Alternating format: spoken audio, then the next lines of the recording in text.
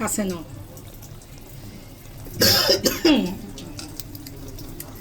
এই যে কচু রান্না হচ্ছে, কচুর ডোকা দিয়ে ইলিশ মাছ।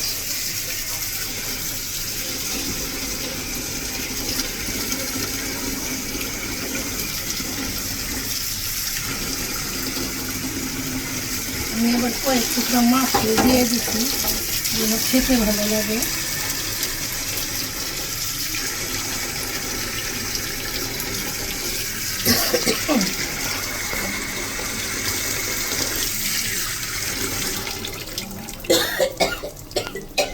হঠাৎ করে না গরম ঠান্ডা লাগছে, মাছটা যেন বেশি না ভাঙে।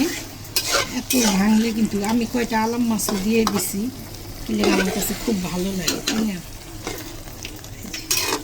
এখন এটা ভাবে আমি এইভাবেই করি সবসময়।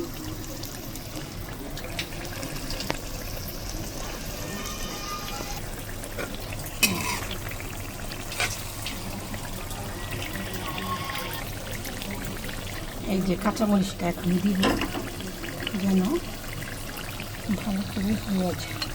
আর এই মাছ দেখতেছেন না, মাছটা এইরকমই দিবেন, ভিতরে কি মাছটা আপনার ভাঙবে না, সুন্দর থাকবে।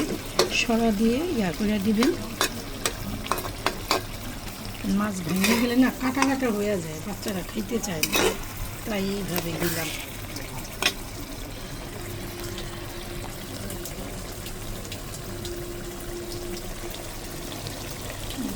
এটা সিদ্ধ হয়ে যাবে।